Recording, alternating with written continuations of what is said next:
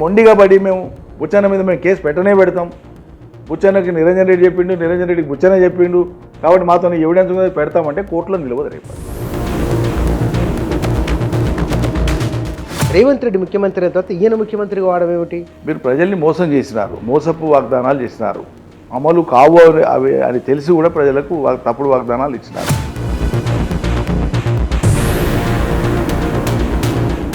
TRS ఈ పని చేయలేదు అని ఎవరైనా అనట్లేదు, వాళ్ళు మారాలి అని చాలా బలంగా అంటున్నారు.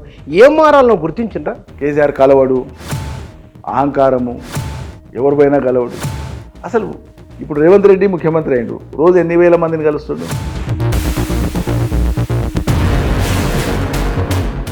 రద్దు చేసిన మీకు ఎస్ గ్రోత్ కారిడార్ అనుకో లెక్కన చేసిన మీకు మరి ఎందుకు ఓటు వేయనట్టు? చాలా నీచమైన ప్రచారం చేశారు.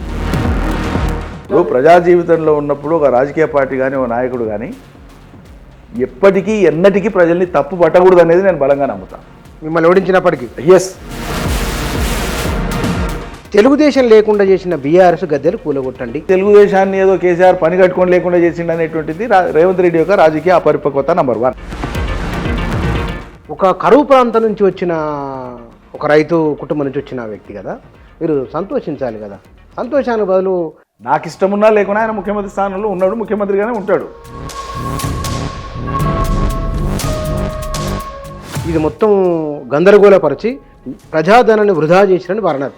జూరాల నుంచి తీసుకొచ్చి రావాల్సిన నీళ్లు శ్రీశైలం కిందికి ఎవరైనా మీరు తెలిసి ఎట్లా మాట్లాడారు మీరు విన్నారు కదా. ఆయనకు తెలంగాణ నీటి విలువ తెలియదు, ఆయన సొంత నోటి విలువ కూడా ఆయనకు తెలియదు. కేవలం కేసీఆర్ మీద పోయిన సర్కారు చేసిందని అక్కస్తో నా మైండ్లో అదే పెట్టుకొని, అదే డెడ్ బ్లాక్ పెట్టుకొని మైండ్లో ఇది వద్దు ఇది తలకాయ లేని మాటలు ఆయనకు ఏమంటాం, ఎంత కోపం వస్తుంది. ఇక సిట్ దర్యాప్తు ఒకవైపు నా సీరియస్గా ఉన్నది. ఓ సిట్టు షిట్ లాంటిది నా లెక్కన. SIT is nothing short of A shit. చాలా సీరియస్ మాట. ఎస్, దేని మీద వేస్తామండి? ముఖ్యమంత్రి మాట్లాడిన మాట మీద చర్య తీసుకుంటే మీరు వేసే సిట్లకు ఒక సార్థకత ఉంటుంది. నేరపూరితమైనటువంటి వ్యాఖ్యలు 100 సార్లు చేసిండు ముఖ్యమంత్రి. చట్టం ఏం పనిచేసింది మరి? పోలీసులు ఏం పనిచేసింది మరి? బీఆర్ఎస్ నాయకులు చిట్లల్లో పోటీ పడుతున్నారు ముఖ్యమంత్రితో అని. సభ్యత సంస్కారం అనేటువంటిది మన ఎక్స్ప్రెషన్లో ఉండాలి ఎప్పుడు కూడా. రాజకీయ విమర్శ ఎంత వాడివేడిగా చేసినా కూడా దూషణతో అవసరం లేదు అది అంటున్నాను నేను. కానీ నేను వరుస పెట్టి రోజు తిడుతూనే ఉంటాను, మౌనంగా పడు అంటే ఎంతవరకు కరెక్ట్?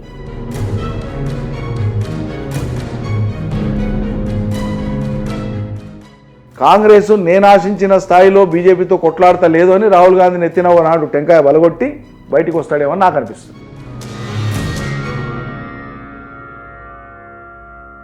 నమస్తే. మన రాష్ట్రంలో కాంగ్రెస్ పార్టీ అధికారంలోకి వచ్చి 2 సంవత్సరాలు, ఈ 2 ఏళ్ళు పూర్తయిన సందర్భంగా అంటే ఈ కాలంలోనే అధికార పార్టీ నాయకులు చేస్తున్న, ప్రధానంగా ముఖ్యమంత్రితో సహా చేస్తున్న వ్యాఖ్యలు, జరుగుతున్న పరిణామాలు ఒక అంశం. రెండవది, ఈ 2 ఏళ్ళు విపక్షంలో ఉన్న బీఆర్ఎస్ మారింది, వారి ఆలోచన విధానం మారుతూ ఉన్నది, ఇట్లాంటి ఒక చర్చ ఉన్నది.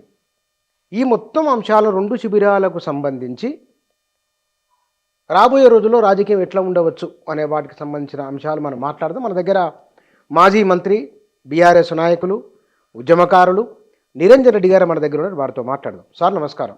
నమస్తే బుచ్చన్న గారు, బాగున్నారా? బాగున్నాను సార్. మీరు మనం 2 ఏళ్ల కిందనే మనం చేసిన ఒకనొక ఇంటర్వ్యూ అది. బహుశా ఈ మధ్య నాకు మళ్ళీ అక్కడి నుంచి ఫోన్లు వస్తున్నాయి. సమస్య మళ్ళీ దాదాపు పునరావృతం అవుతుందా ఏమి అని అంటున్నారు. అంత ఉందా? నిజంగానే ఉందా అక్కడ గ్లామర్? తీవ్రత అంత లేకపోయినా పాత పరిస్థితులు గుర్తుకొస్తున్నాయి ప్రజలకు. అంత ఉందా? డెఫినెట్గా. ఎందుకంటే యాళ్లకు మీరు చూసింది మొన్నటి వర్షాకాలం గత 5-6 ఏళ్లలో కురిసినటువంటి వర్షాల కంటే ఉమ్మడి పాలమూరు జిల్లాగా కానీ ఎగువన కానీ చాలా విపరీతంగా కురిసినాయి. కృష్ణానది పొంగి పొర్లింది. 7, 8, 9, 10 లక్షల క్యూసెక్ల నీళ్లు కూడా పోయినాయి ఒక్కో రోజు.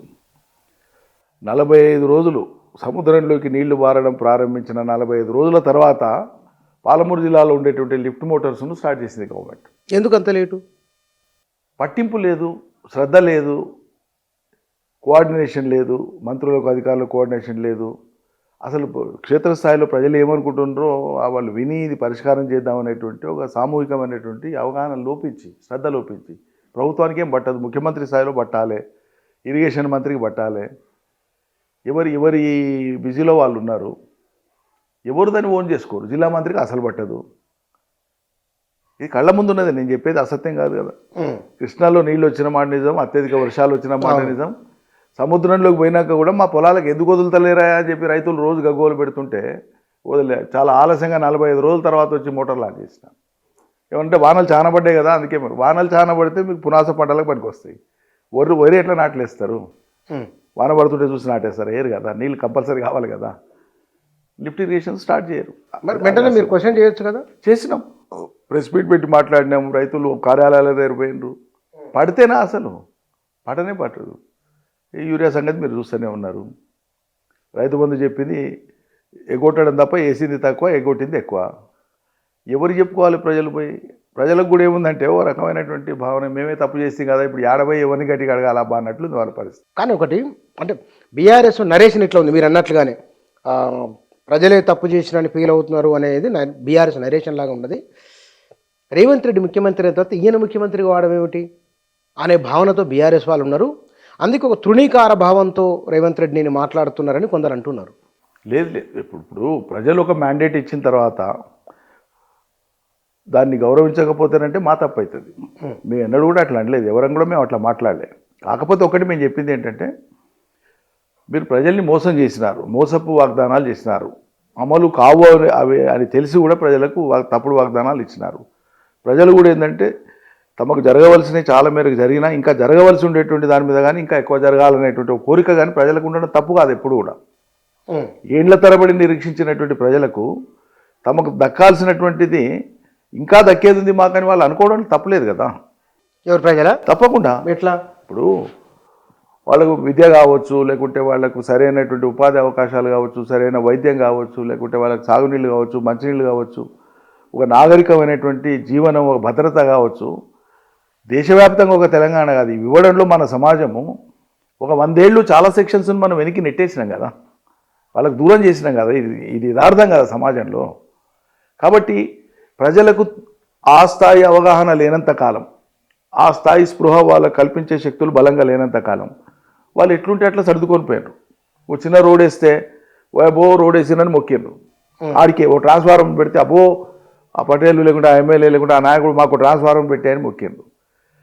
అంటే ఆధునిక ఆవిష్కరణలు ప్రజల జీవితం మెరుగుపడడానికి ఆవిష్కరింపబడిన సమాజంలో ఎంత వేగంగా ప్రజలకు పనులు జరిగితే అంత వేగంగా వాళ్ళ ప్రజల జీవితాల్లో మార్పులు వస్తాయి. ఆ దిశగా ప్రయత్నాలు గొప్పగా జరగలే గతంలో. తెలంగాణ మనం తెచ్చుకున్నాక ఏమైందంటే ఆవురావురం అని పనిచేసినాం. సో ప్రజలకు కూడా ఏమైందంటే తెలంగాణ ఉద్యమ చైతన్యంతో పాటు ప్రభుత్వం ఏర్పడినాక తప్పకుండా మాకు ఇది జరగాలి, అది జరగాలి, అది జరగాలి, వేగం పెరిగింది. కోరిక తప్పకుండా కావలసినటువంటి అంశాలు తప్పకుండా పెరుగుతాయి. ఆ క్రమంలో మనం చాలా చేసినాం. చేసింది రికార్డు మీద ఉంది. మనం గొప్పతనం కాదు, డబ్బా కొట్టేది కాదు. ఈ రాష్ట్రంలో సాగునీళ్ళు కానీ, మంచినీళ్ళు కానీ, కరెంటు కానీ, మౌలికమైనటువంటి ఇతర వనరులు వసతులు కానీ, విద్య కానీ, వైద్యం కానీ, రోడ్లు కానీ, ప్రజల భద్రత కానీ, సామాజిక భద్రత కోసం పెన్షన్స్ కానీ, రకరకాలుగా తెలంగాణ సమాజాన్ని ఉన్నత స్థితి నుంచి ఒక హైపెడల్స్కి తీసుకొని వచ్చినాం. వివిధ పారామీటర్స్లో కేంద్ర రాష్ట్ర ప్రభుత్వాలు లేదా కేంద్ర ప్రభుత్వము అభివృద్ధి సూచికలుగా అటు అభివృద్ధిలో కానీ లేకుంటే ఇటు సామాజిక రంగంలో కానీ అన్ని రంగాలలో ఆయా రాష్ట్రం ఎట్లా ఉంది అని వాళ్ళు నిర్ధారించినటువంటి అంశాలలో చాలా పారామీటర్స్లో తెలంగాణ నంబర్ 1 స్థితిలో ఉంది. దీన్ని ఎవరు కాదని లేరు. కానీ దీనికి మూలం వెనక్కి పోయి మనం ఆలోచిస్తే ఏమవుతుందంటే, ప్రజలు కాంగ్రెస్కు ఓటేసినంత మాత్రాన వాళ్ళు తప్పు చేసిన అనే భావన కూడా మనకు గురి కావాల్సిన అవసరం లేదు. ప్రజలు తప్పకుండా ఆశించారు ఇంకా బాగా కావాలని. ఇప్పుడు ఉదాహరణకు 10,000 కేసీఆర్ 5 మంది ఇచ్చాడు. 15,000 అన్నప్పుడు ఏమనుకుంటారు ప్రజలు? ఎక్కువ వస్తే మేలే కదా అనుకుంటారు కదా, అనుకోవడంలో తప్పులేదు. కానీ ఎక్కువ ఇవ్వడం సాధ్యం కాదు అని మోసం చేసినటువంటి పార్టీది తప్పు. అది మనం గుర్తు చేయడం మన బాధ్యత. అదే చేస్తున్నాం ఇవాళ. ప్రజలు కూడా ఇది గుర్తెరిగి అరే మేము మోసపోతిమి, ఇవి ఎట్లయితేమని అడగకపోతిమి, కేసీఆర్ ఇచ్చినవి అయితే ఎక్కడ పోవు కదా, ఇవి భద్రంగానే ఉంటాయి కదా, వీళ్ళు ఎక్కువ ఇస్తామన్నారు కదా అని ఆశపడితిమి. కాబట్టి మేము తప్పు చేసినాం ప్రజలు అనుకుంటున్నారు. నేను అంటలేను ఆ మాట. ప్రజలు తప్పు చేసిన మాట నేను అనకూడదు. కానీ ప్రజలు భావిస్తున్నారు, ఒక రకమైన అపరాధ భావన ఉంది. అరే ఇన్ని చేసినాక అనవసరంగా మేము వాడిని నమ్మి మోసపోతాం కదా అని ప్రజలు ఇలా ముఖ్యమంత్రిని కానీ కాంగ్రెస్ కానీ తిడుతున్నారు. అది విషయం. సమకాలీన రాజకీయాలలో ప్రజల కోణంతో ప్రజా దృష్టితో ఒక సమస్యను నిర్వచించడం అనేది కనిపించట్లేదు. మీరు ప్రజా దృష్టితో మాట్లాడుతున్నారు కదా, ఈ ఫిలాసఫీ ఎక్కడ నేర్చుకున్నారు మీరు? నేనేమంటున్నా బుచ్చన్న గారు అంటే ఇది మన కళ్ళ ముందు ఉండేదే, ఆచరణలో ఉండేటువంటిదే. ప్రభుత్వము ప్రజలదే కదా, ప్రజలు లేకుంటే ప్రభుత్వం లేదు కదా. కానీ ప్రజలు తమకు తాముగా మాకు ఇది కావాలని కోరుకొని ప్రభుత్వాలను ఎన్నుకున్న తరుణంలో ఆ రోజు సమాజ చైతన్యం అనేటువంటిది ఇవాళ మనం చూస్తున్న చైతన్యానికి చాలా తేడా ఉంది. ఒక 50 ఏళ్ల క్రితం తీసుకుంటే ఈ ఎవరో నలుగురు పెద్ద మనుషులు చెప్పినట్లు ఓట్లు అయ్యేది, ఎలక్షన్లు అయ్యేది, కథ అయ్యేది. కానీ కాలగమనంలో వైపు శాస్త్ర సాంకేతికత ప్రజలకు అందుబాటులోకి రావడం, ప్రపంచం విస్తరించడం, ఉపాధి అవకాశాల కోసం భిన్న ప్రాంతాలకు ప్రజలు పోయి బతకాల్సిన స్థితులు ఏర్పడడం, కొత్త ఉపాధి అవకాశాలు రావడం, తమ కుటుంబాల్లో కూడా కొంతమంది చదువుకోవడం. ఈ చదువు అనేటువంటిది వాళ్ళకి ఆనాడు అందనటువంటి చాలా దూరంగా ఉన్నటువంటి విషయం. అది చాలా విషయాలు సార్వజనీనం అయ్యే కొద్దీ గతంలో తమ దాకా రానటువంటి విషయం, తాము చూడని ప్రపంచం, తాము ఎక్స్పోజ్ కాని ప్రపంచం అంతా కూడా ఇలా ప్రజలకు ఎక్స్పోజ్ అయిన తర్వాత డెఫినెట్గా ప్రజల ఆస్పిరేషన్స్ పెరుగుతాయి. వెనక్కి తిరిగి ఆలోచించుకున్నప్పుడు ఏమవుతుంది వాళ్ళకు అంటే ఇన్నేళ్ళు మేము కోల్పోయినాం కదా అనేటువంటి బాధ గ్యారెంటీ ఉంటుంది. మనం అది అర్థం చేసుకోవాలి. మనం ఏదో 4 చేసి చాలా గొప్ప చేసినామని సంబరపడే కాలం కాదు ఇది. గతం కోల్పోవడానికి ఉండేటువంటి పరిస్థితిని మనం బేరీజ్ వేసుకొని అంచనా వేసుకొని నిలకడగా ప్రజలకు ఇంకేం చేయాలో మనం చేయాలి బాధ్యత. వాళ్ళు అర్థం చేసుకునే క్రమంలో పొరపాటు జరిగే అవకాశం ఉంది, తొందరపాటు ఉంది. ఇవి జరిగినా ఇవి జరగలేదు కదా అని ఇందాక ఇప్పుడు పోయినసారి ఇన్ని జరిగినా కూడా ప్రజలు డెఫినెట్గా కాంగ్రెస్ వస్తే జరుగుతాయని ఆశించి వాళ్ళు ఇంకో వైపు చూసిండ్రు. అది నేను తప్పనను, నేరమనను. నేరం కాదు, తప్పు కాదు. దీనికి మూలం ఎక్కడుంది? గతంలో పరిపాలన చేసినటువంటి ఒక కనీసం ఎక్కువ దూరం లేకుండా ఒక 50 ఏళ్ల గత పరిపాలన తీసుకుంటే కాంగ్రెస్ కానీ టీడీపీ హయాంలో జరిగిన పరిపాలనలో కానీ నిర్దిష్టమైనటువంటి పనులు ఏవి ప్రజలకు చేయకుండానే పరిపాలన అంటే ఇంతే అనేటువంటి భ్రమలలో పెట్టినాయి కదా ప్రభుత్వాలు. ఆ పార్టీ ఏదైనా కానీ ఇది యథార్థం కదా. ఇది ఇప్పుడు మేము కూడా తెలుగుదేశంలో పనిచేసినాం. ఆ అపరాధం ఉంటే ఇంతో అంతో మాకు కూడా అంటుకోవాల్సిందే. ఆత్మపరిశీలన చేసుకుంటే తప్పదు కదా ఎవరైనా. అంటే ఏం జరగాలనో ప్రజలకు దాని మీద వాస్తవమైనటువంటి దృష్టి ఎంత పెట్టాలనో అంత పెడితే ఈ పరిస్థితులు ఉండవు కదా. ఇప్పుడు ఒకటే మాట బుచ్చన్న అడిగేది, ప్రజలకు స్థితి బాగాలేదు కాబట్టి వాళ్ళకు ఊరట ఉండాలి, ఇలా నిలవుకోవాలి, ఇక్కడ తింటే బతికితే రేపు ఇంకేదన్నా చేస్తామనేటువంటి ఉంటుంది. ఓకే, అది తప్పు కాదు. కానీ ఇంత శాస్త్ర సాంకేతికత పెరిగినాక, ఇన్ని సహజ వనరులు ఉన్నాక కూడా ఈ కాలంలో కూడా హరాజు బాడినట్లు 2000 కాదు, నేను 4000, 4000 కాదు 6000 ఇస్తా అంటే ప్రజలు ఆకర్షింపబడేటువంటి స్థితి ఉందంటే ఈ స్థితికి మూల కారణం ఎవరండి? గతంలో పరిపాలన చేసిన రాజకీయ పార్టీలు కాదా ఈ వ్యవస్థలో? అవునా కదా? అవును. కాబట్టి వాళ్ళకి వాళ్ళ అర్థమైనప్పుడు ఏమవుతుందంటే సహజంగానే ఒక్కసారిగా ఆ కోల్పోయినటువంటివన్నీ కూడా ఒకసారి కళ్ళ ముందు కనిపిస్తాయి. అన్నింటికీ ఆరాటపడ్డట్లు కనిపిస్తుంది. అదే ప్రజలు ఏదో ఆశపడుతుండ్రు, ఇది ఇచ్చినా సరిపోలేదా అని వ్యాఖ్యానం ఎవరైనా చేస్తే అది అవగాహన రాయితామని నేను అంటా. ఒక మాట అంటే నేను నాకు చెప్పిన మాట నేను చూడలేదు, కానీ నేను అటువైపు రాలేదు. వనపర్తిని చాలా డెవలప్ చేసిన మీరు అన్నారు కాబట్టి ప్రజలను అర్థం చేసుకోవాలన్నారు కాబట్టి వనపర్తి ఒకసారి చూడండి, మీరు చూసిన వనపర్తి వేరు, ఇవాళ వేరు అని అన్నారు. మరి అంత చేసిన మీకు గ్రోత్ కారిడార్ అనుకో లెక్కన చేసిన మీకు మరి ఎందుకు ఓటు? అందుకే నేను ఏమంటా అంటే ప్రజల్ని వాళ్ళ చైతన్యాన్ని లేదా వాళ్ళ అభిప్రాయాన్ని కేవలం ఓట్ల ప్రామాణికతతో మాత్రమే చూడకూడదు, చూసి నిరాశపడకూడదు, చూసి సంబరపడకూడదు. ఆయా సందర్భాలలో ప్రజలకు ఏమవుతుందంటే మనం ఏ స్థితికి తీసుకొచ్చినామంటే మొత్తం సమూహంగా చెప్తున్నాను నేను, ఈ పార్టీ కాదు మొత్తం ప్రజల్ని ఏ స్థితికి తీసుకొని వచ్చినామంటే వాళ్లకు ఆశలు కల్పించడమే ప్రాథమిక అంశంగా తీసుకొని వచ్చినాం.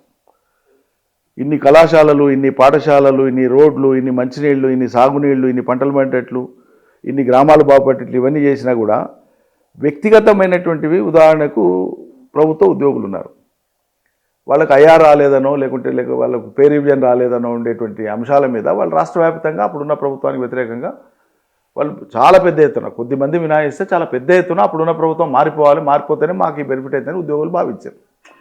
వాళ్ళ భావన జెన్యునా కాదని నా చర్చలోకి పోను, కానీ అది వాళ్ళందరినీ ఏకీకృతం చేసింది. ఉన్న ప్రభుత్వానికి వ్యతిరేకం కొట్టాలి. సహజంగా మాకు వ్యతిరేకం పడుతుంది. మా దగ్గర ఉద్యోగులు ఎక్కువ మంది ఉన్నారు, రిటైర్డ్ ఉద్యోగులు ఎక్కువ మంది ఉన్నారు. తర్వాత కాంగ్రెస్ వాళ్ళు చేసినటువంటి పని నిరుద్యోగుల దగ్గర పోయి ఈ 10 ఏళ్ల కాలంలో తెలంగాణ వచ్చినాకనే చదువుకున్నటువంటి పిల్లల సంఖ్య పెరిగింది. కాలేజీలలో, విశ్వవిద్యాలయాల్లో బాగా పెరిగింది. సో గతంలో మీరు చదువుకునే రోజులలో, నేను చదువుకునే రోజులలో ఊరికి 5-6 మంది చదివితే పెద్ద మాట. అవును. కానీ వాళ్ళ చదవని వాళ్ళు లేరు గ్రామంలో. ప్రతి ఊర్లో చదివిన వాళ్ళు, ప్రతి గ్రామంలో చదువుకున్న పిల్లలు ఉన్నారు. సో ఇప్పుడు ఏమైంది, గ్రామానికి 50 నుంచి 150 మంది చదువుకున్న graduates, post graduates, engineering graduates ఉన్నారు. వీళ్ళందరికీ కాంగ్రెస్ ఒక స్పెషల్ డ్రైవ్ ఎట్లా పెట్టింది, కేసీఆర్ దిగితే తప్ప ఉద్యోగాలు రావనేటువంటిది వాళ్ళను ఇది డెలిబరేట్గా చేసిండ్రు. దీంట్లో ఆ సెక్షన్స్ అన్నీ కూడా అందులో డ్రాగ్ అయిపోయినాయి. వీళ్ళు కాన్షియస్గా చేసిండ్రు ప్రాపగండా. దాంతో వీళ్ళంతా ఏం చేసిండ్రు, ఎన్నికల సమయంలో రాష్ట్ర వ్యాప్తంగా చాలా పెద్ద ఎత్తున సరే మా నియోజకవర్గంలో విద్యార్థులు ఎక్కువ కళాశాలలో ఎక్కువ మంది విద్యార్థులు ఉన్నారు. నేను ఎందుకు చెప్తున్నా అంటే నేను సమర్థించుకోవడానికి చెప్పట్లేదు. అయినా కూడా ప్రజల్ని రీచ్ కావడంలో ఎక్కడో తప్పకుండా గ్యాప్ ఏర్పడ్డది. మంత్రిగా అధికార బాధ్యతలు ఉండి ప్రజల కోణంలో ప్రజలకు పనిచేస్తూ పోయే క్రమంలో వ్యక్తులకు సంబంధించినటువంటి అంశాలు ఉంటాయి. ఆ ఊరికి మనం చాలా పనులు చేసింటాం. చాలా కోట్ల రూపాయల నిధులు తీసుకొని పోయి రోడ్డు కావచ్చు, ట్రాన్స్ఫార్మర్లు కావచ్చు, కాలువ కావచ్చు, కాలువ లేకుంటే లిఫ్ట్ పెట్టేయడం కావచ్చు, ఒకటి కావచ్చు, అనేక సీఎం రిలీఫ్లు కావచ్చు, రైతు బంధు అన్నీ జరిగినాయి. పెన్షన్లు వస్తున్నాయి. 400 పెన్షన్లు వచ్చే ఊరిలో కూడా అర్హులైనటువంటి వాళ్ళు, పెన్షన్ ఇంకా రావాల్సినటువంటి వాళ్ళు 10 మందో 5 మందో 6 మందో ఉంటారు. మనం ఇండ్లు ఇచ్చినా కూడా ఇండ్లు రాని వాళ్ళు ఇక చాలామంది ఉంటారు. రేషన్ కార్డులు ఆల్రెడీ ఉన్నా కూడా రేషన్ కార్డు రాని వాళ్ళు ఉంటారు. ఈ రాని వాళ్ళు మాట్లాడేటువంటి మాటలు ఏవైతే, వచ్చిన వాళ్ళు ఎవరు బయటకు వచ్చి మాకు వచ్చిందని డబ్బా కొట్టారు, రాని వాళ్ళ లొల్లి ఉంటారు. తప్పకుండా ఉంటుంది. క్రై అది ఉంటుంది, వాళ్ళ జెన్యున్ క్రై అది. సో ఇది ఏం చేస్తుందంటే ఎన్విరాన్మెంట్ కొంత స్పాయిల్ చేస్తుంది. దీనికి యాడెడ్గా మా ర్యాంక్ అండ్ ఫైల్లో కూడా ప్రజలకు చాలా గొప్ప చేసినారు. దీంట్లో వివాదం లేదు. ఈవెన్ ప్రతిపక్షాలు కూడా కాదను మాట చెప్తున్నాను, ఉన్నమాట. అది దాంట్లో వ్యక్తిగతంగా మాకేం చేసిండ్రు అనే భావన కొంత ఉంది అనుకోండి. అవతలి వాడు శత్రువు లేదా ప్రత్యర్థులు శత్రువులుగా మారారు కాబట్టి నేను శత్రువు అని మాట్లాడతాను. మామూలుగా అయితే రాజకీయాలు వాడకూడదు ఆ పదాన్ని. కానీ మా దగ్గర చాలా కక్షపూరితంగా వివరించింది, శత్రు వైఖరితో వివరించింది. సో మా చుట్టూ ఉండేటువంటి వాళ్ళని సైతము చాలా రెచ్చగొట్టి మీకేం చేసిండ్రు, నీకేం చేసిండ్రు వ్యక్తిపరంగా అందరినీ మాట్లాడి మేము ఇవి చేస్తామని లోపరుచుకునేటువంటి ప్రయత్నాలతో చేసి మా వాళ్ళని నిర్వీర్యం చేయడం కూడా ఒక పథకం ప్రకారం చేసినారు. సో ఇవన్నీ జరిగినాయి.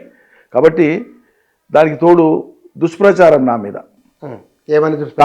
తాత్కాలికంగా ఎన్నికలలో లబ్ధి పొందడం కోసం ముందే ఒక పథకం ప్రకారంగా ఒక ప్లాన్ చేసుకొని ఒక యూట్యూబర్ను మాట్లాడుకొని, ఆ యూట్యూబర్ కవర్ చేసి వచ్చింది రఘునందన్ రావు అనేటువంటి ఆయన మాట్లాడి నా మీద ఆరోపణలు చేయడం. మా కుటుంబానికి ఉండేటువంటిది నేను గతంలో చాలాసార్లు చెప్పినా, మళ్ళీ ఇప్పుడు మీ ద్వారా చెప్తున్నా, 16 ఎకరాలు మాత్రమే. నేను ఎమ్మెల్యే మంత్రి అయినాక కొనుక్కున్న భూమి కేవలం 16 ఎకరాలు. మా వియంకుల వాళ్ళు 2 వియంకులు, ఒక వియంకులు అదే ప్రాంతానికి సంబంధించిన వాళ్ళు, రాయలసీమ కాబట్టి కర్నూలు పక్కల కాబట్టి అక్కడ వాళ్ళకి దగ్గర బంధువులు ఉంటారు. అక్కడ సురవరం ప్రతాప్ రెడ్డి కుటుంబానికి సంబంధించినటువంటి వ్యవసాయ భూమిని, పట్టా భూముల్ని, వ్యవసాయ భూముల్ని ఎవరికో వేరే వాళ్ళకి అమ్మితే వాళ్ళ ద్వారా మళ్ళీ మేము థర్డ్ పర్చేజెస్ సురవరం ప్రతాప్ రెడ్డి గారి భూములే, మహానుభావుడని ఆయన తీసుకున్నాం. సో అది రాళ్ళు రప్పలు ఉండేటువంటి భూమి వాళ్ళు కంచె కోసం పెట్టుకున్నది వెనకటికి. ఆమదాలపాడ కాదు, దీంట్లో చండూరులో వస్తుంది, కొంత మారమునగాల్లో కొంత 2-3 శివార్ల మధ్యలో ఉంటుంది. సరే వ్యవసాయ భూమి అది, రాళ్ళు రప్పలు ఉండేటువంటిది. శుభ్రం చేసి దాన్ని ఆయిల్ పాంప్ పెట్టి అదొక వ్యసనంలాగా వ్యవసాయ కుటుంబం రైతాంగానికి ఒక మోడల్ ఆయిల్ పాంప్ క్షేత్రాన్ని చూపాలని వాళ్ళు పాపం ఎక్కడో హైదరాబాద్లో ఆడిడేమన్నా మేము ఫ్లాట్ తీసుకుంటామంటే నేనే దీంట్లో పెట్టండి అని చెప్పి అందరు కలిసి డెవలప్ చేసినాం అది.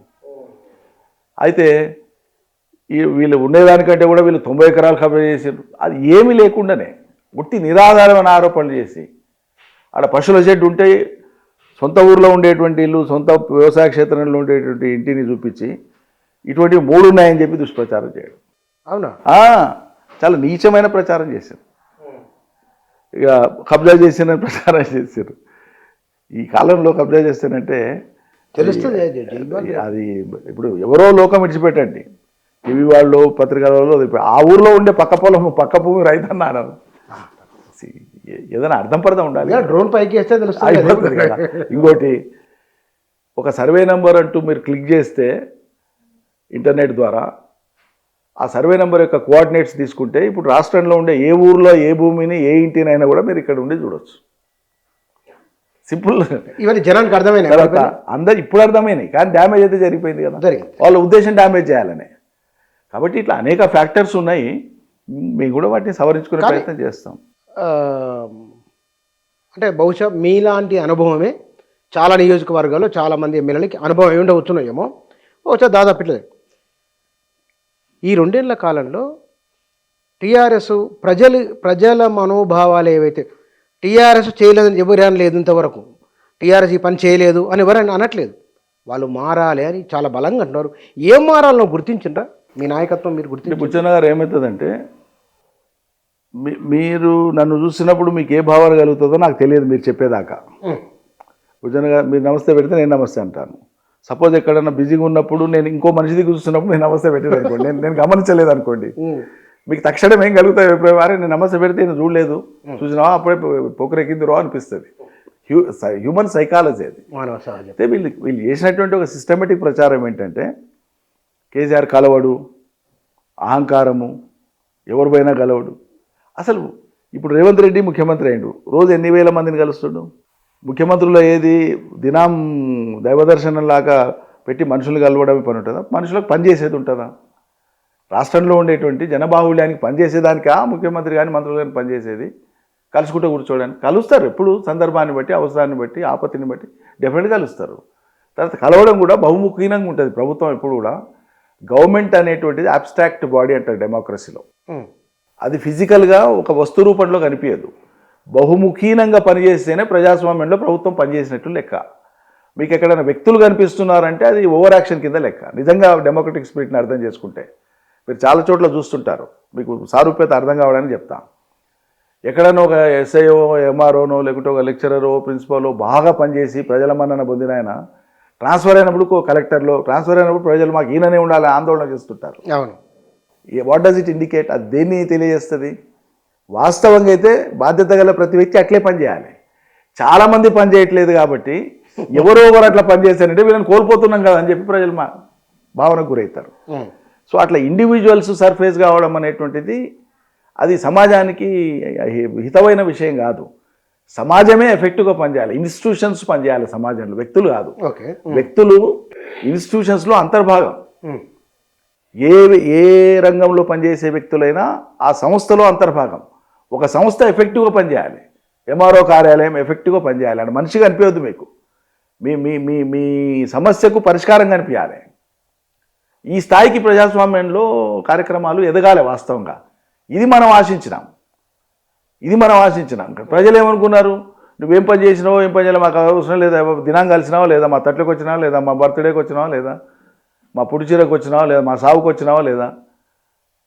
అంటే వ్యక్తిగతమైనటువంటి ర్యాపోర్ట్కి ఇచ్చినంత ప్రాధాన్యత డెవలప్మెంట్ ఫోకస్ మీద ఇవ్వాల్సినంత ఇవ్వలేదేమో అని అనిపిస్తుంది. అది తప్పకుండా గ్యాప్. ఇంకోటి ఏం చేసిండ్రు వీళ్ళు, మేము మేధావులం పోయినా కలవలేదు, మేధావులే మాట్లాడిండ్రు. విపక్ష పార్టీల వాళ్ళు మేము పోతే కలవలేదని వాళ్ళు మాట్లాడిండ్రు. చాలామంది కలవలేదు అనేటువంటి దుష్ప్రచారం చేసిండ్రు. ఈ దుష్ప్రచారం ఏమైందంటే పైనుంచి కిందికి పర్కులేట్ అయింది. దాన్ని వాళ్ళు ఒక అంశంగా వాడుకున్నారు, బలంగా వాడుకున్నారు. కాబట్టి ఇప్పుడు ఇది మేము చేసి ఉండాల్సింది కాదు, ఇది మారాలి అని వాళ్ళు అంటున్నారు కొద్దిసేపటికి. అనుకుందాం మీరు అన్నారు కదా ఏం మారాలి, అది మాకు కూడా అర్థం కావాలి కదా ఏం మారాలనేది, ప్రజలు ఏం కోరుకుంటున్నారు అనేది. ఇప్పుడు ఏం జరిగితే బాగుండేనో ఇప్పుడు ప్రజల నుంచి మేము కూడా స్వీకరిస్తున్నాం, నేర్చుకుంటున్నాం. ఒకవేళ నిజంగా ఏమైనా ఉంటే అటువంటి తప్పకుండా సవరించుకోవాల్సింది. దాదాపు మీరు చాలా విషయాలు ప్రజా జీవితంలో ఉన్నప్పుడు ఒక రాజకీయ పార్టీ కానీ ఒక నాయకుడు కానీ ఎప్పటికీ ఎన్నటికీ ప్రజల్ని తప్పు పట్టకూడదు అనేది నేను బలంగా నమ్ముతాను. మిమ్మల్ని ఓడించినప్పటికీ ఎస్, 100%.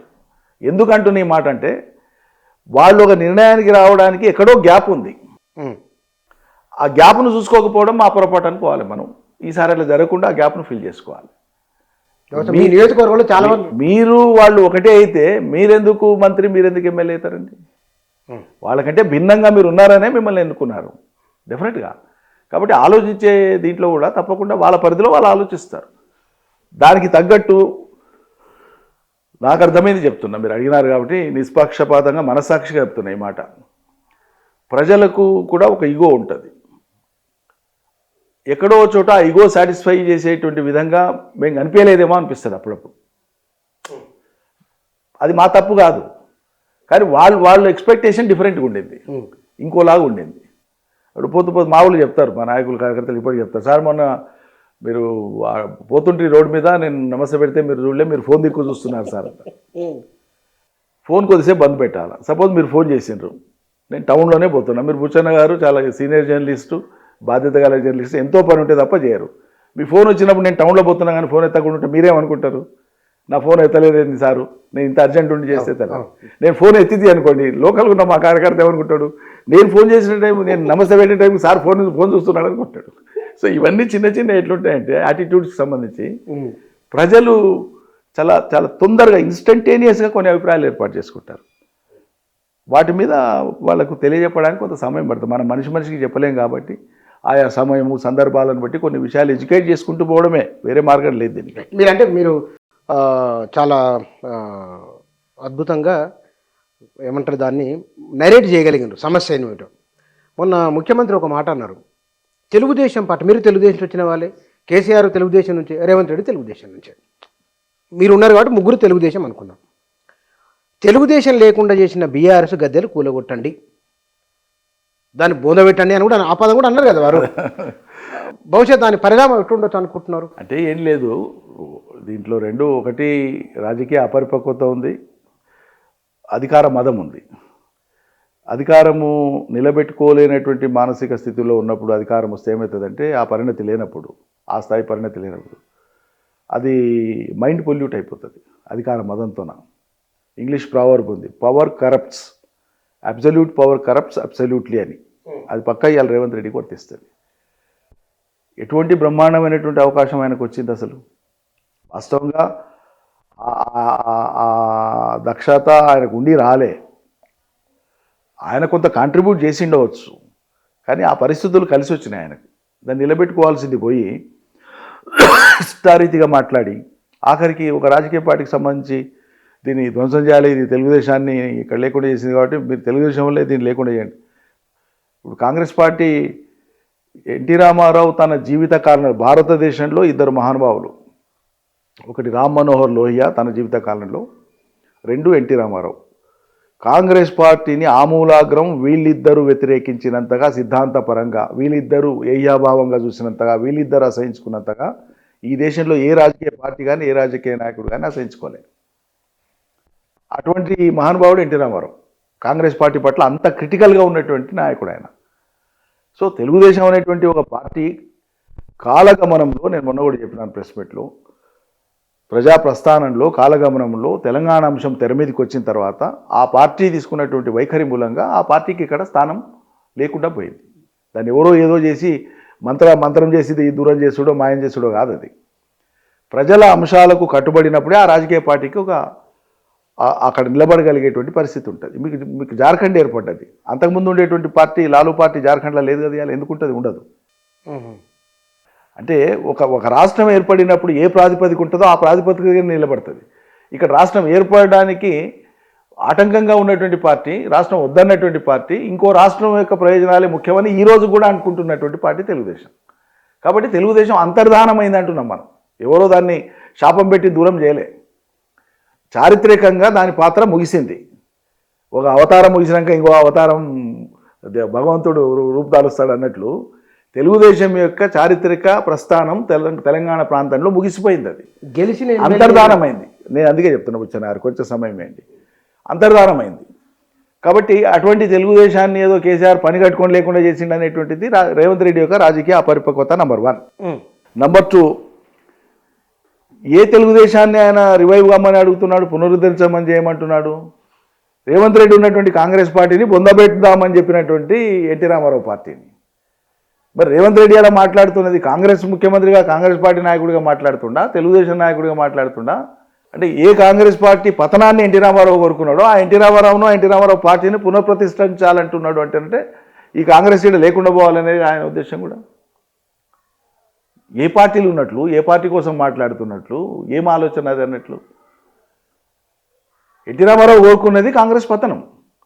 ఆయన అనుకున్నంత పని చేసిండు. ఒక్క ఆంధ్రప్రదేశ్లోనే పార్టీ పెట్టి ఇక్కడ కాంగ్రెస్ రూట్అవుట్ చేయలే ఎన్టీ రామారావు. తాను ఓడిపోయిన భారతదేశ యావత్తు 1989లో ఆయన నేషనల్ ఫ్రంట్ ఏర్పాటు చేసిండు. విపి సింగ్ నేతృత్వంలో ప్రభుత్వం ఏర్పడింది. అంతకంటే ముందు 1984 డిసెంబర్లో పార్లమెంట్ ఎన్నికలు జరిగితే ఇందిరాగాంధీ మరణం తర్వాత జరిగిన ఎన్నికలలో తెలుగుదేశం భారత పార్లమెంటులో ప్రధాన ప్రతిపక్ష పార్టీ, ఒక ప్రాంతీయ పార్టీ దేశంలో ప్రతిపక్ష పార్టీ పాత్ర పోషించింది. కాంగ్రెస్ పతనం నా లక్ష్యం అని ప్రకటించింది ఎన్టీ రామారావు. ప్రకటిత లక్ష్యం అది తెలుగుదేశానికి.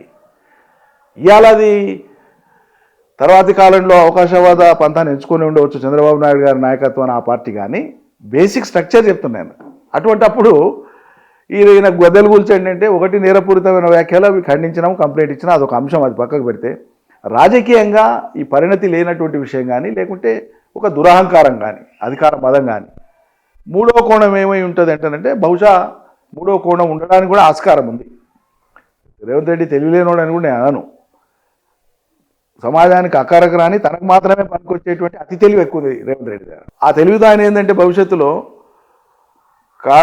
కాంగ్రెసేతర, బీఆర్ఎస్ఏతర, బీజేపీయేతర రాజకీయ పక్షాలన్నింటినీ కూడా ఏకం చేసి తాను లీడ్ చేసేటువంటి ఉద్దేశం ఉందో ఏమో. లేకపోతే మాటి మాటికి మళ్ళసారి నేనే ముఖ్యమంత్రిని అవుతా అనేటువంటి మాట ఎట్లా మాట్లాడతాడు? ముఖ్యమంత్రి అవుతాడా కాదా వేరు విషయం.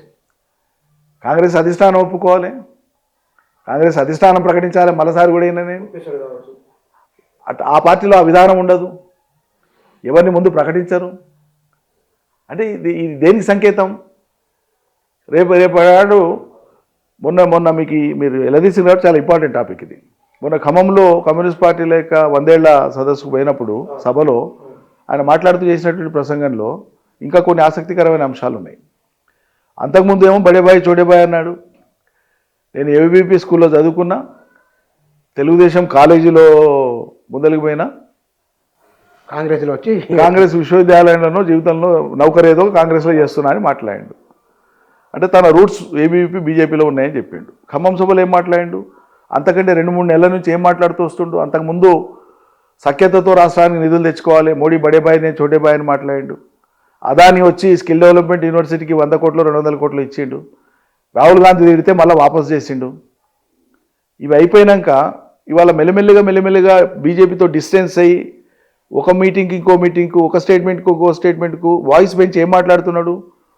బీజేపీ మతవాద పార్టీ, దాన్ని బొందబెట్టాలి, మనమంతా కలిసి పనిచేయాలి ఐక్యంగా, ఈ నేరేటివ్ బిల్డ్ చేసుకుంటూ వస్తున్నాడు రేవంత్ రెడ్డి. అంటే రాబోయే రోజులలో కమ్యూనిస్ట్ పార్టీలని తాను దగ్గర తీసుకొని, జనసేనని దగ్గర తీసుకొని, తెలుగుదేశాన్ని రివైవ్ చేసుకొని, అవసరమైతే మళ్ళీ తెలుగుదేశానికి తానే నాయకుడిగా ప్రకటించుకోనో, లేకుంటే ఒక కూటమి ఏర్పాటు చేసుకోనో, బీజేపీయేతర కాంగ్రెసేతర కూటమి ఏర్పాటు చేయాలని, కాంగ్రెస్ నేను ఆశించిన స్థాయిలో బీజేపీతో కొట్లాడతా లేదు అని రాహుల్ గాంధీని ఎత్తిన నాడు టెంకాయ బలగొట్టి బయటికి వస్తాడేమో నాకు అనిపిస్తుంది. రేవంత్ రెడ్డి ఉమ్మడి మహబూబ్నగర్ జిల్లా, వెనుకబడిన జిల్లాకి వెళ్ళి ముఖ్యమంత్రి, ఒక కరువు ప్రాంతం నుంచి వచ్చిన ఒక రైతు కుటుంబం నుంచి వచ్చిన వ్యక్తి కదా, మీరు సంతోషించాలి కదా.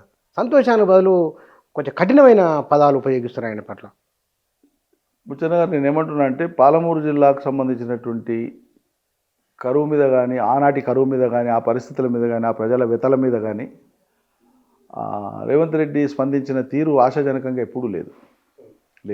ఒకవేళ ఉంటే తక్షణం ఆయన చేయాల్సిన పని ఏందో, పాలమూరు బిడ్డగా, ఆ జిల్లాలో పుట్టినటువంటి బిడ్డగా, ఓ రైతు కుటుంబంలో పుట్టినటువంటి బిడ్డగా, మిగతా భేషజాలు అన్నీ పక్కకు పెట్టి, రాష్ట్ర అంశాలు కూడా చాలా అంశాలు పక్కకు పెట్టి, ఒక్క పాలమూరుకు సంబంధించినంత వరకు ఫస్ట్ పాలమూరు రంగారెడ్డి ప్రాజెక్టులను సందర్శించి ఎక్స్పర్ట్స్ని అందరినీ పెట్టుకొని, రిటైర్డ్ ఇంజనీర్లను, ప్రస్తుత ఇంజనీర్లను అందరినీ పెట్టుకొని, విపక్షాలను కూడా పిలిచి ఈ పనులు ఎంత అయినాయి, ఇంకెంత కావాలి, ఎన్ని నిధులు అయితే ఎన్ని రోజులలో అయిపోతాయి, ఎప్పటి వరకు మనం ఈ ఫలితం ఇవ్వడానికి అవకాశం ఉంది అనేటువంటి ఒక సుహృద్భావ వాతావరణంలో కనుక ఆయన ఆ పని చేసి ఉంటే తప్పకుండా మా అందరి గౌరవభావం కలిగేది కదా. ప్రజలు కూడా గౌరవించేవాళ్ళు కదా, ప్రజలు కూడా ఇష్టపడేవాళ్ళు కదా. చేసిండు ఆయన పని.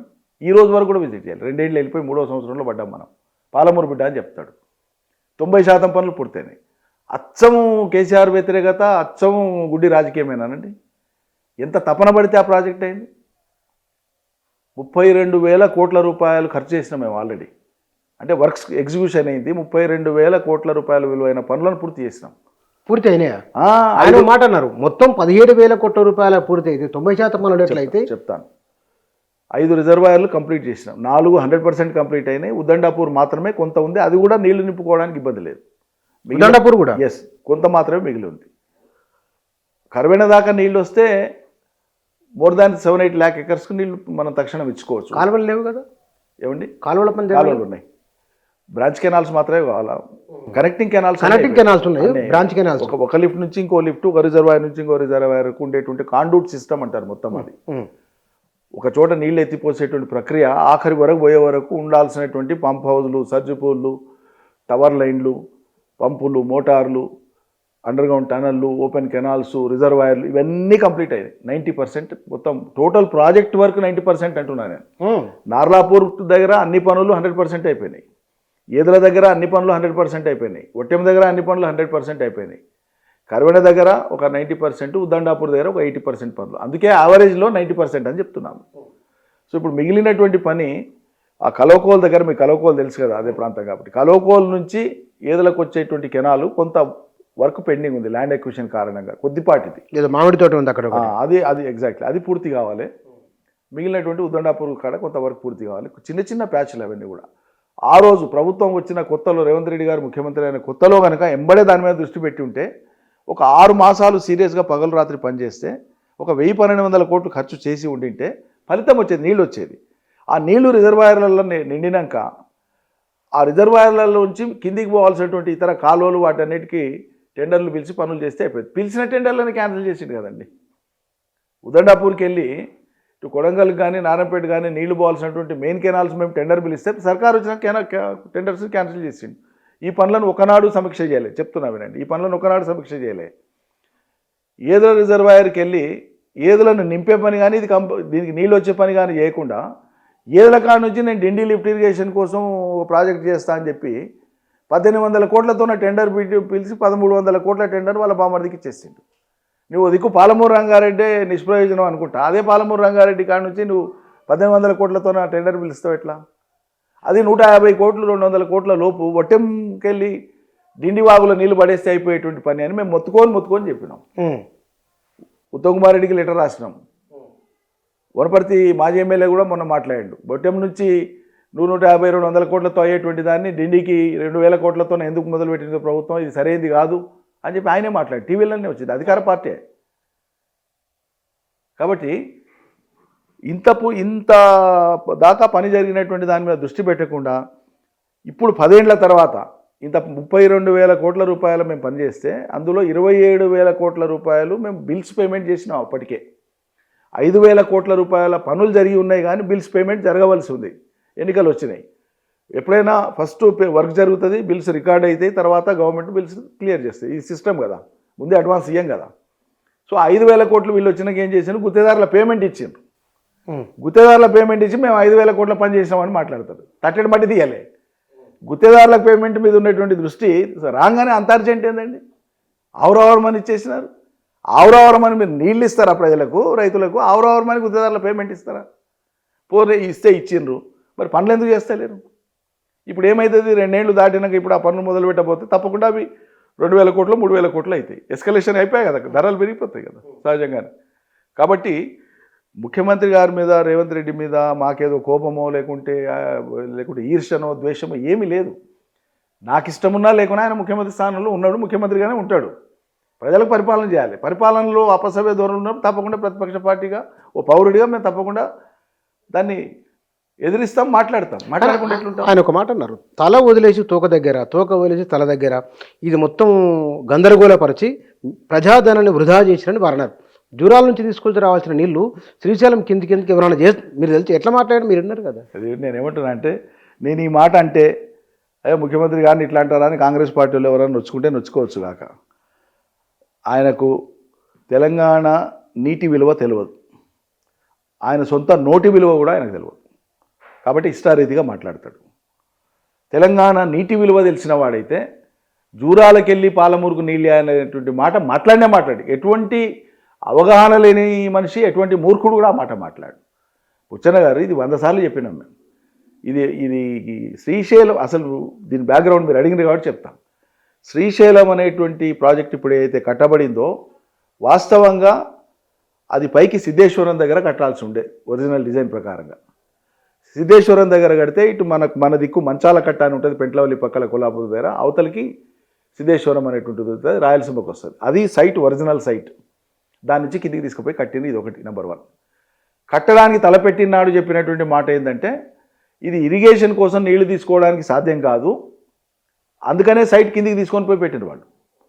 ఇరిగేషన్కు కాలువలు తీయడానికి అవకాశం ఉండదు, ఇది రిజర్వ్ ఫారెస్ట్లో ఉంటుంది శ్రీశైలం దగ్గర, మీరు చూసినారు.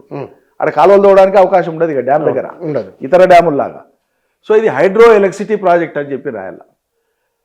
కేవలం విద్యుత్ శక్తిని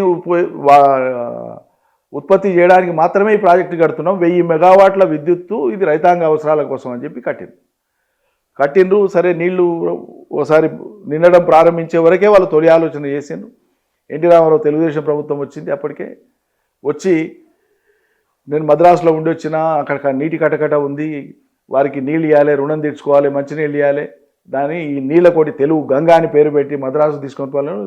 దానికి నీళ్ళు ఎట్లా అంటేనంటే, నికర జలాలు కృష్ణానదిలో ఉండేటువంటి నికర జలాలలో మహారాష్ట్ర వాటా కింద 5 టీఎంసీలు, కర్ణాటక వాటా కింద 5 టీఎంసీలు, ఆంధ్రప్రదేశ్ వాటా కింద 5 టీఎంసీలు, 15 టీఎంసీలతోన ఈ నీళ్ళని తీసుకొని పోవాలని చెప్పి ప్లాన్ చేసింది.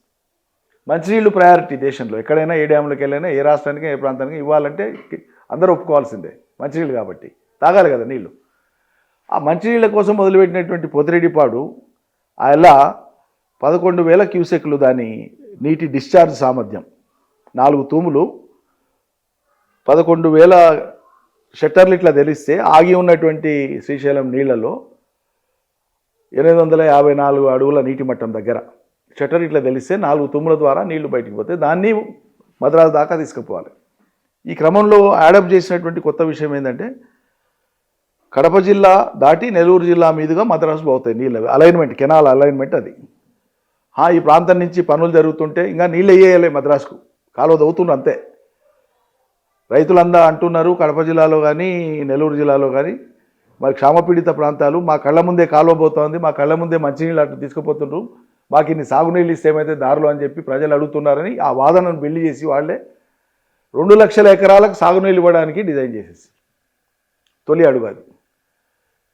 సరిగా అక్కడ మొదలు పెడితే ఇక తర్వాత కాలంలో కృష్ణానది మీద అదే పోతిరెడ్డిపాడును రాజశేఖర రెడ్డి గారు మరో 40,000 క్యూసెక్ల నీళ్లు తీసుకుపోవడానికి 10 తూములు మళ్ళీ అదనంగా పెంచి ఆ ముందుకు పోయేటువంటి నీళ్లను 3 పాయలు చేసి, తెలుగు గంగా, తర్వాత కుడి కాలువ, శ్రీశైలం కుడి కాలువ, తర్వాత లింక్ కెనాలు, కేసీ కెనాల్కు అనుసంధానం చేయడం, దారిలో వాళ్లకు కొత్త రిజర్వాయర్లు కట్టడం, అది కాక మళ్ళీ శ్రీశైలం డ్యాము అంచున వాగు ఒకటి వచ్చి పడుతుంది, ఎక్కడ వాగు వచ్చి పడుతుందో ఆ వాగు కాడ టనల్ కొట్టి ఆ ఎంట్రీ పాయింట్, ఆ ఇన్లెట్ పాయింట్ కాడ అక్కడి నుంచి వెలిగొండ అని ప్రకాశం జిల్లాలో ఉండేటువంటి దానికి అక్కడి నుంచి ఒక కాలువ తీసుకొని పోయి అది నీళ్లు అటు ఇటు చేసి విద్యుత్ ఉత్పత్తి కోసం ఉద్దేశించిన శ్రీశైలం అని చెప్పినటువంటి నిర్వచనం ఎక్కడికి పోయిందంటే, పాలమూరు జిల్లాకు రావాల్సిన నీళ్లు రాకుండా, కృష్ణానది నీళ్లు తెలంగాణకు రావాల్సినవి రాకుండా మొత్తం నది అవతలి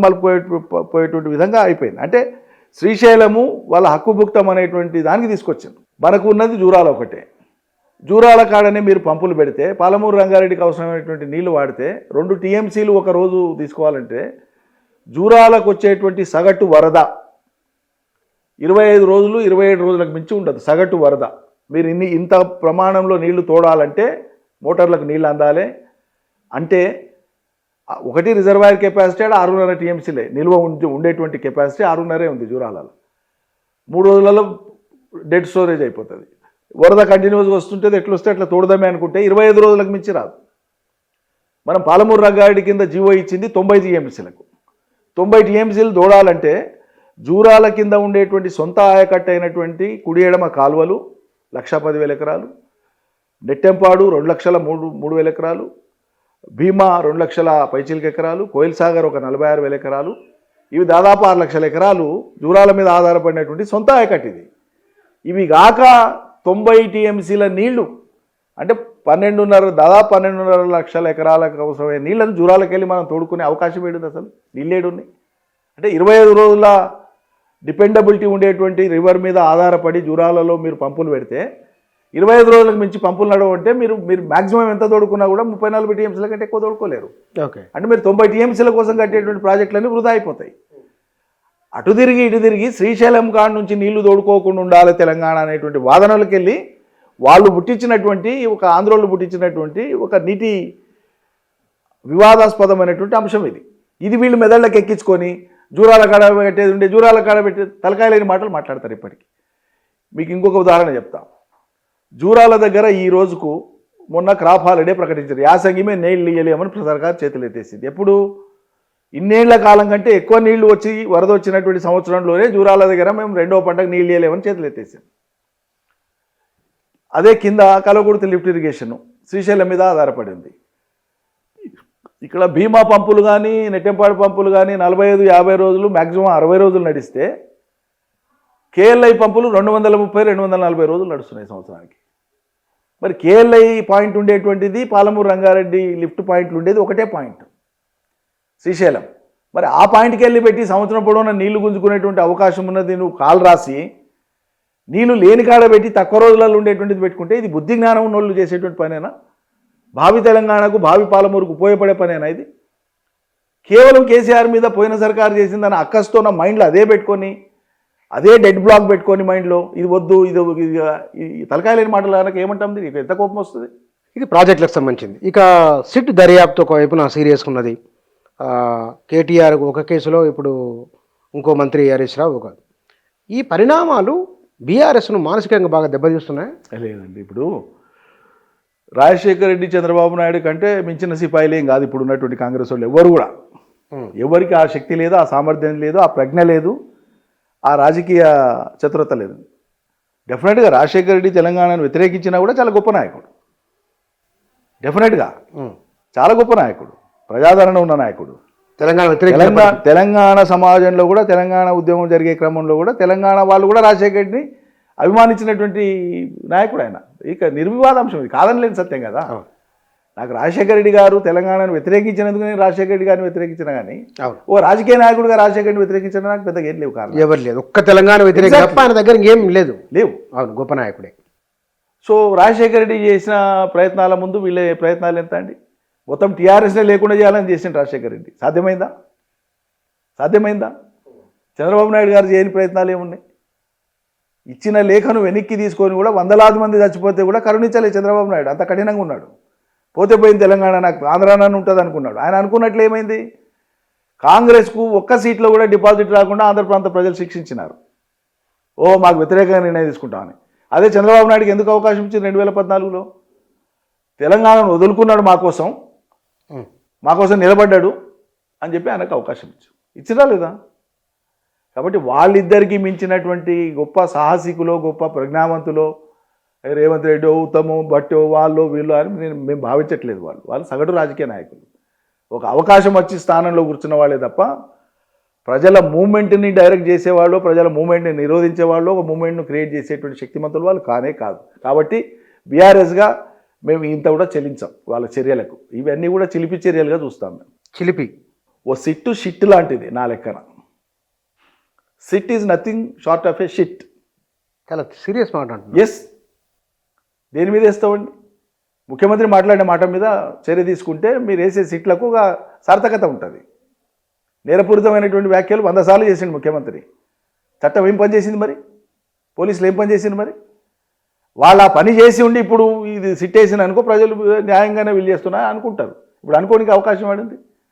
కేవలం ఒక రాజకీయ పార్టీ మీద పోలీసులను, మిగతా వాళ్ళని, యంత్రాంగాన్ని మేము వాడుకుంటాం, మేము చేసినంటే వేసుకోండి, తాత్కాలికంగా ఆనందం పొందండి. ఇతరుల ఫోన్ సంభాషణలు వినడం, పెద్ద ఆయన అని అన్నారు, ఎవరు ఆ పెద్ద ఆయన అనే విషయంలో కుటుంబంలో మరికొంతమందికి నోటీసులు రాబోతున్నాయని వాళ్ళ పత్రికల్లో వార్తలు. ఉచ్చన్న గారు నేను ఏమంటున్నా అంటే, ఇప్పుడు బొగ్గు స్కామ్ ఒకటి బయట పెట్టింది మా పార్టీ. హరీష్ రావు గారే దాన్ని అన్వేషణ చేసి రీసెర్చ్ చేసి బయట పెట్టేసి కేంద్ర ప్రభుత్వానికి చెప్పినారు, కిషన్ రెడ్డి గారికి, మంత్రి గారికి కూడా చెప్పినారు. రాష్ట్ర ప్రభుత్వం కోరితే మేము చేస్తాం అన్నట్లు ఆయన మాట్లాడుతున్నారు. రాష్ట్ర ప్రభుత్వానికి లేఖ రాయొచ్చు కదా, సెల్ఫ్గా, సుమోటోగా. ఎస్, ఈ వార్తలు వస్తున్నాయి, ఇదేంటో దీని మీద వివరణ ఇవ్వండి అని అడగొచ్చు కదా కేంద్ర మంత్రిగా. బీజేపీ ప్రభుత్వం ఏం చేస్తుంది మరి? మౌనంగా ఉంటుందా? తప్పు చేసిన వాడు నేను చేయలేదనే ఇంట్లో కూర్చుంటాడు, నువ్వు మౌనంగా ఉంటావా? నీ బాధ్యత ఏంది? బొగ్గు ఎవరి పరిధిలో ఉంది? ఎవరి పర్యవేక్షణలో ఉంది? దాని మంత్రిత్వ శాఖ ఎవరిది? అజమాయిషి ఎవరిది? మీరేం బట్టానట్లుంటారా? ఏంది సమాధానం వాళ్ళది? కాబట్టి ప్రధానమైనటువంటి అంశాలు లేవనెత్తినప్పుడల్లా ఇటువంటి ఏవో ఒకటి చేస్తాం. మాకు అలవాటైంది, ప్రజలకు అలవాటైంది, మా క్యాడర్కి అలవాటైంది. కాబట్టి దాని గురించి పెద్దగా మేము సీరియస్ తీసుకోవట్లేదు. కానీ అంటే 2023 ఎన్నికలకు ముందున్న వాతావరణం అంటే ఇందాక నేను ప్రశ్నించినట్లు వీళ్ళు మారలేదు అన్నదానికి వెల్త్ డెమాన్స్ట్రేషన్, పవర్ డెమాన్స్ట్రేషన్ ఇవి చేయడం ఇది తెలంగాణ ప్రజలకు ఒక తప్పుడు సంకేతం తీసుకొని వెళ్ళింది అనేది ఒక ఆర్గ్యుమెంట్ ఉన్నది. ఈ ఫోన్ ట్యాపింగ్ కేసు బయటకు వచ్చి ఇంతమంది మాటలు వీరు విన్నారా, ఎంత తప్పు అని ఒక సందేశం వెళ్ళింది. ఈ రెండు నెగిటివ్ అంశాలు 2 ఏళ్ల దాకా కాంగ్రెస్ పార్టీకి అనుకూలిస్తూనే ఉన్నాయి. ఈ దర్యాప్తు తర్వాత ఇప్పుడు హరీష్ రావు తర్వాత మరో కేసులో కేటీఆర్ ఇట్లా ఉంటే ఇది మిమ్మల్ని పార్టీని ప్రజల్లో మరింత పలుచన చేస్తుందని అంటే మీరేమంటారు? తాత్కాలికంగా వాళ్ళు సెన్సేషన్ కోసం చేసేటువంటి ప్రయత్నాలు కొద్దిమంది అవగాహన లేకుండా లేకుంటే పూర్తి సమాచారం లేకుండా చట్టపరమైనటువంటి ఆ పరిభాషలో ఉండే అంశాలు తెలియక కొంతమంది భ్రమపడే అవకాశం ఉంటుంది. కానీ ఇది సమాజపు జ్ఞానం కాదు కదా. ఇది ఇప్పుడు మంత్రులు ట్యాపింగ్ చేయరు ఎక్కడ కూడా. ట్యాపింగ్ అనే వ్యవస్థ ఓన్లీ అడ్మినిస్ట్రేషన్లో భాగంగా అవసరాన్ని బట్టి వాళ్ళు చూసుకునే అంశం. అది ఎవరున్నా చేస్తారు, అది చేస్తారు అని నేను అనట్లేదు. ఇప్పుడు కేంద్ర ప్రభుత్వానికి సమాచారం వస్తుంది, నిఘా విభాగాలు అంటాం. నిఘా విభాగాలు కేంద్ర ప్రభుత్వ పరిధిలో పనిచేస్తాయి. ప్రభుత్వానికి అవసరమైన సమాచారం తెచ్చే బాధ్యత వాళ్ళది, కానీ వాళ్ళు ఏ రకంగా తెస్తారనేది డిఫైన్ చేయరు. వాళ్ళకు ప్రత్యేకమైనటువంటి నిబంధనలు ఉన్నాయి, చట్టం ఉంది, ఆ చట్ట ప్రకారం చేస్తారు. ఇండియన్ టెలిగ్రాఫ్ యాక్ట్ ఉంది, దానికి వాళ్ళు అప్లికేషన్ పెట్టుకుంటారు. ఈ ప్రత్యేక పరిస్థితులలో మాకు ఈ ఛాందస సంస్థలు ఉన్నాయి, ఈ తీవ్రవాద సంస్థలు ఉన్నాయి, లేకుంటే ఈ మావోయిస్ట్ సంస్థలు ఉన్నాయి, లేకుంటే ఈ కార్యక్రమాలు ఉన్నాయి, మేము సమాచారం క్రోడీకరించుకోనికే మాకు ఈ పర్మిషన్ అవసరం ఉంటుంది. వాళ్ళు అప్లికేషన్ పెట్టుకుంటారు. అప్లికేషన్ని ప్రభుత్వంలో ప్రిన్సిపల్ సెక్రటరీ మంజూరు చేస్తారు. దానికి మా క్యాబినెట్ ఆమోదం ఉండదు, మంత్రి ఆమోదం ఉండదు, ముఖ్యమంత్రి ఆమోదం ఉండదు. ఇది మాట్లాడి ఎవరిని ఫిక్స్ చేస్తారు, ఎట్లా ఫిక్స్ చేస్తారు? చేయడానికి లేదు చట్టపరంగా. సెన్సేషన్కే పనికి వస్తుంది, వార్తలకే పనికి వస్తుంది. పోనీ మొండిగా పడి మేము బుచ్చన్న మీద మేము కేసు పెట్టనే పెడతాం, బుచ్చన్నకి నిరంజన్ రెడ్డి చెప్పిండు, నిరంజన్ రెడ్డికి బుచ్చన్న చెప్పిండు కాబట్టి మాతో ఎవిడెన్స్ పెడతామంటే కోర్టులో నిలవదు రేపు. అది ఈ పార్టీ కన్ఫెషన్ మీద ఉండేటువంటి ఏవి కూడా నిలవవు లీగల్గా. కానీ ఎందుకు ఈ 2 ఏళ్ల తర్వాత బీఆర్ఎస్కు కొంత హైప్, మొన్న హరీష్ రావును సిట్టు పిలిచిన తర్వాత విపరీతమైన హైప్ కనబడుతున్నది. బహుశా ఈ టెంపో కొనసాగుతుందా? నేను మీకు ఒక విషయం గుర్తు చేస్తాను. పోయిన సంవత్సరం ఏప్రిల్ 27 వరంగల్ మహాసభ చేసినాం కదా, మీరందరూ కవర్ చేసింది కదా, చాలా అద్భుతంగా అయింది కదా. జనసందోహం పట్టరానంత వచ్చింది కదా, అశేషంగా అసంఖ్యాకంగా వచ్చింది కదా. అంటే దాదాపు ఏడాది కావస్తుంది, 10 నెలలు అయిపోయింది. ఎంత అద్భుతంగా వచ్చిందంటే ప్రజలలో ఉంది, కొత్తగా వచ్చేది ప్రజలలో అది ఉంది, ఆ అభిమానం ఉంది, పెళ్ళుపుకుతుంది. దానికేం ఇబ్బంది లేదు, ప్రజలకు ఆ భావన ఉంది. ఇప్పుడు కొత్తగా క్రియేట్ అయ్యేది ఏం లేదు. ఇది ఇంకా కన్సాలిడేట్ అవుతూ పోతుంది, రేపు ఇంకా కన్సాలిడేట్ అవుతుంది. కానీ ఒకటి ఏముందంటే టీఆర్ఎస్ ఓకే కానీ అని అంటున్నారు, బట్ ఈజ్ మరి ఏమంటారు? మరిగా మీరు అన్నారు ఇందాక. బుచ్చన్న నేను ఏమంటున్నా అంటే నేను 100% మీరు చెప్పేది అంగీకరిస్తాను. ఇది తప్పొప్పుల అంశం కాదు, అర్థం చేసుకునే కాడ ఎక్కడ కొంత ఇంబ్యాలెన్స్ ఉంటుంది. దీన్ని వైరిపక్షం ఎక్స్ప్లాయిట్ చేసింది. నేను అనేది అది, వైరిపక్షం ఎక్స్ప్లాయిట్ చేసింది. డెఫినెట్గా మేము కూడా ఎక్కడైనా ఏదైనా నిజంగా సవరించుకోవాల్సిన అంశాలు ఉంటే 100% సవరించుకోండి. ఇప్పుడు మేము ప్రజల కోసం అని చెప్పుకునేటువంటి ఒక పార్టీగా ఉన్నప్పుడు, నాయకులుగా ఉన్నప్పుడు ప్రజలు ఆశించిన రీతిలో వాళ్ళ అవగాహన మేరకు వాళ్ళకి దగ్గర కావడంలో తప్పేం లేదు కదా. వాళ్ళ చేరువదాకే పోయి ఇంకా మరింత చేరువదాకా పోయి ఏంది అసలు సమస్య, ఎందుకు ఇట్లా అనుకున్నా అడగడంలో తప్పేం లేదు కదా, సవరించుకుంటాం, తప్పేముంది. అదే నేరం కాదు కదా అంటున్నా నేను. సరే, మీరు ఎందుకంటే ఈ ఇంటర్వ్యూ మొత్తంలో మీరు చాలా ఫిలాసఫికల్గా మాట్లాడుతున్నారు. బీఆర్ఎస్ నాయకులు తిట్లల్లో పోటీ పడుతున్నారు ముఖ్యమంత్రితో అని. ఎందుకు అంతంత తిట్టకు? మామూలుగా కూడా మాట్లాడుకోవచ్చు కదా, విమర్శ మామూలుగా ఉండొచ్చు కదా. ఇది ముందు ఎక్కడి నుంచి ప్రారంభమైందనే లెక్క. వాళ్ళు తిడితే మేము తిట్టడం సమాధానం ఏం కాదు, నేను అంగీకరిస్తాను. కానీ నేను వరుస పెట్టి రోజు తిడుతూనే ఉంటాను, మౌనంగా పడు అంటే ఎంతవరకు కరెక్టు? శృతి మించి పద్ధతి మించి మాట్లాడకూడదు. సభ్యత సంస్కారం అనేటువంటిది మన ఎక్స్ప్రెషన్లో ఉండాలి ఎప్పుడు కూడా. రాజకీయ విమర్శ ఎంత వాడివేడిగా చేసినా కూడా దూషణతో అవసరం లేదు కదా అంటున్నాను నేను. దూషణల పర్వానికి శ్రీకారం చుట్టింది ఎవరు? రేవంత్ రెడ్డి, కాంగ్రెస్ పార్టీ నాయకులే కదా. ఆయన దూషణ చేయకుండా ఉంటే, ఇప్పుడు మీరు ఒకటి దూషిస్తే వాళ్ళు ఎదుటి వాళ్ళు దూషించొద్దు అని ఆశించడంలోనే లోపం ఉంది కదా. నేను దూషిస్తే కానీ మీరు దూషించొద్దు అంటే ఎట్లా? కాబట్టి బాధ్యతలో ఉన్న వాళ్ళు ఇంకా ఎక్కువ జాగ్రత్తగా ఉండాలి. దూషించకుండా మాట్లాడి దూషణలు రాకుండా కాపాడుకునేటువంటి బాధ్యతలో ఉండేవాళ్ళని. ఆ జాగ్రత్త వాళ్ళు తీసుకోవాలి కదా, తీసుకుంటుండ్రా?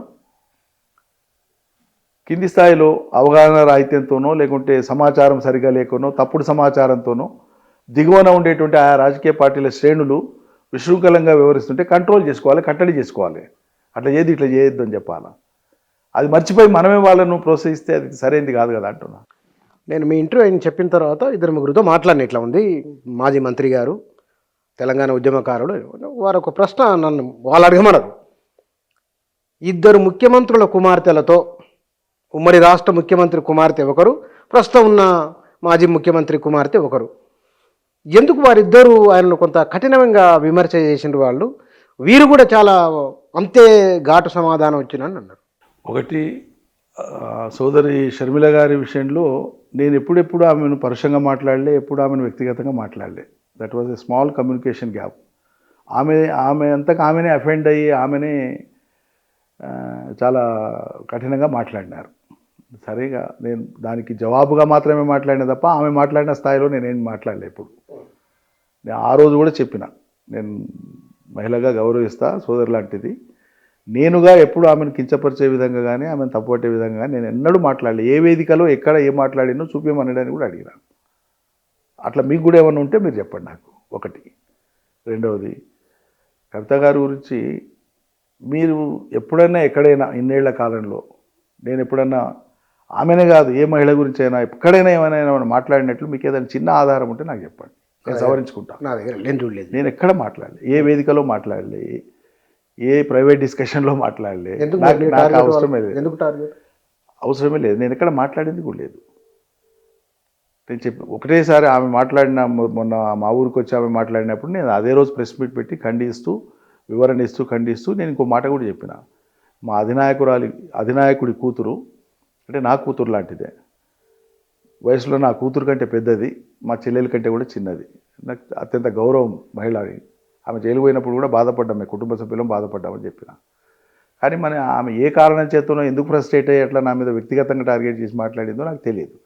ఆమె ఒక తీవ్ర రూపంలో మాట్లాడినాక నేనేమీ జవాబు చెప్పకుండా ఉంటే ఆమె ఆరోపణలు నిజమనుకొని భ్రమపడే అవకాశం ఉంటుంది కాబట్టి నేను వివరణ ఇచ్చుకోవాల్సి వచ్చింది. అంతే తప్ప నేను కఠినంగా ఆమె ఏదో మాట్లాడాలనో, చిన్నబుచ్చాలనో, తగ్గియాలనో ఏనాడు అనుకోలే. ఆమెకు రియలైజేషన్ రావాలని నేను మాట్లాడినా. ఇట్లా మాట్లాడడం సబబు కాదు, పద్ధతి కాదు, ఆధారరహితంగా ఏది పడితే అది. ఇప్పుడు నా మీద కాంగ్రెస్ వాళ్ళు ఎన్నికలకు అంటే ముందు నన్ను ఓడగొట్టడం కోసం, అప్రతిష్ట పాలు చేయడం కోసం ఏవైతే ఒక స్టోరీ అల్లుకొని ప్రచారాలు చేసినారో అదే స్క్రిప్ట్ మీద చదివి వస్తే ఎట్లనండి? తప్పు కదా. అదే మాట అయితే చూపించినాను, ఈ తప్పు ఇట్లా చేయకూడదు అంతే తప్ప ఈ రెండు తప్ప నేను ఎప్పుడు కూడా ఒక మోతాదు మించి పర్టికులర్గా ఉమెన్ విషయంలో నేను చాలా కాన్షియస్గా ఉంటా. నేను పెరిగిందే ఆడపిల్లల మధ్య, 5 అక్కచెల్లెళ్ళ మధ్య పెరిగిన ఒక్క పిల్లగాడు నేను. నాకు ఆ జెండర్ సెన్సిటివిటీ మిగతా వాళ్ళకంటే నాకు ఎక్కువ ఉంటుంది. ఆడపిల్లల వైపు సమాజం ఎట్లా చూస్తుంటుందో రోజు గమనించిన వాడిని నేను ఆడపిల్లల తండ్రిని, పైగా 3 ఆడపిల్లల తండ్రిని, 5 అక్క చెల్లెళ్లకు సోదరుడిని, 3 మేనత్తలు, నాకు మొత్తం మహిళలే నా చుట్టూ. నేను చాలా జాగ్రత్తగా ఉంటా. నేను అది కల్టివేట్ చేసుకున్నా, ఒక స్వభావాన్ని కల్టివేట్ చేసుకున్నా, ఒక ఆదర్శంగా ఉండాలి ఇట్లా అని.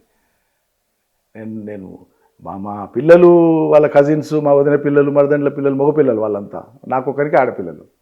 వీళ్ళంతా కజిన్స్ కలిసినప్పుడు ఉండేటువంటి వాతావరణంలో కూడా అమ్మాయిలు అన్న ప్రత్యేక కారణంగా వాళ్ళకి ఏదైనా పని చెప్పినా నేను సహించాను. అమ్మాయిలు అబ్బాయిలు వేరు కాదు, అన్ని పనులు అందరు చేయాల్సిందే అని చెప్తాను. చివరికి ఊడ్చే పనేనా అని చెప్తాను. అది నా స్వభావం.